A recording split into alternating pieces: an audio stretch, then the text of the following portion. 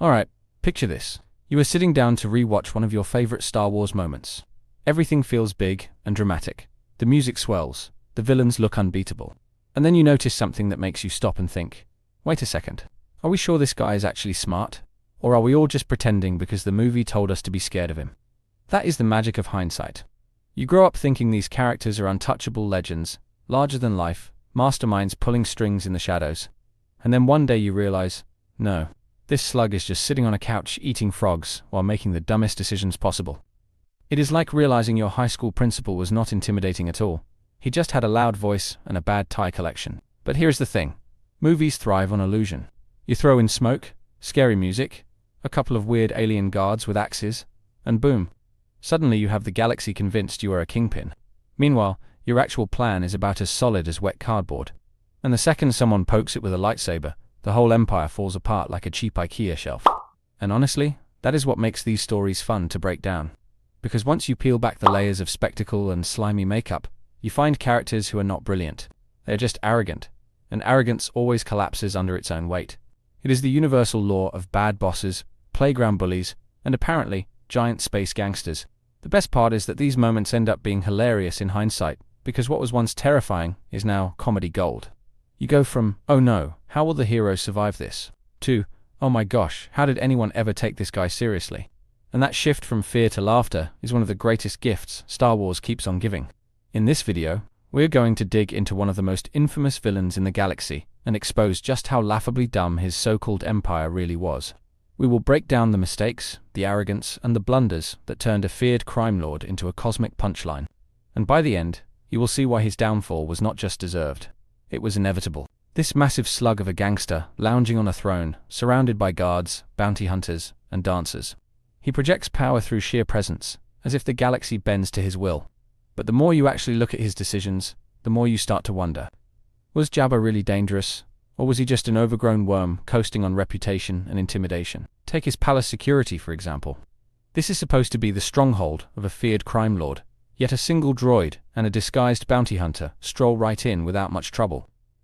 Leia walks through the front door, dressed as Bosch, and nobody stops to ask a single question beyond a few grunts.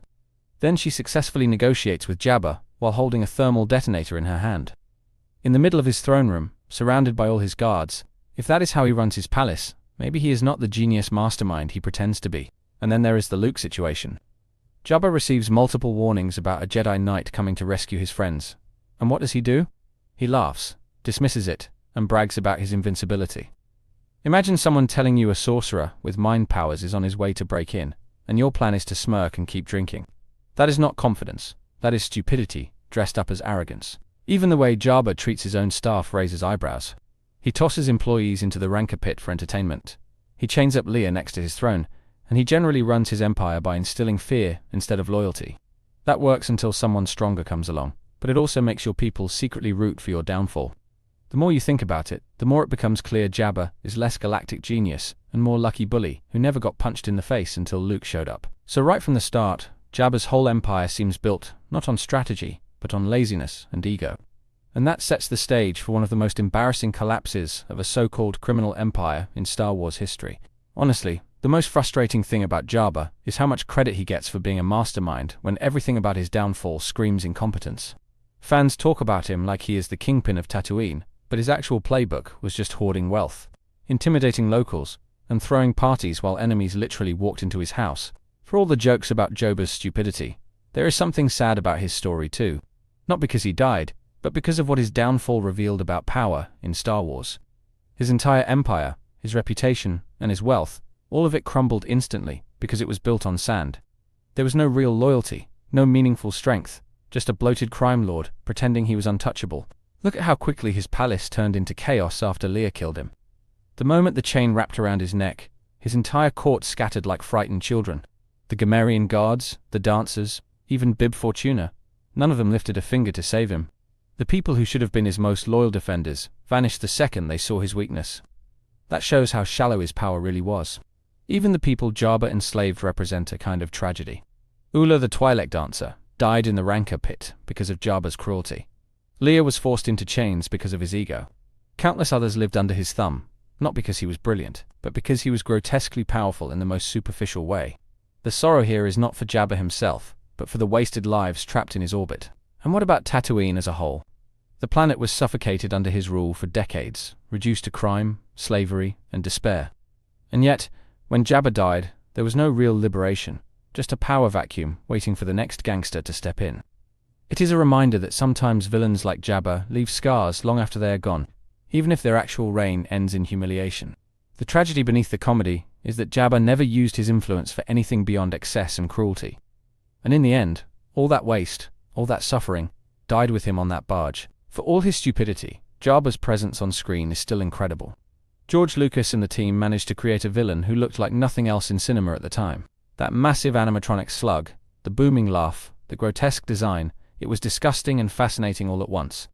Even if his brainpower was lacking, his visual impact left a permanent mark on Star Wars history. Think about how bold it was to start Return of the Jedi with Jabba instead of the Empire.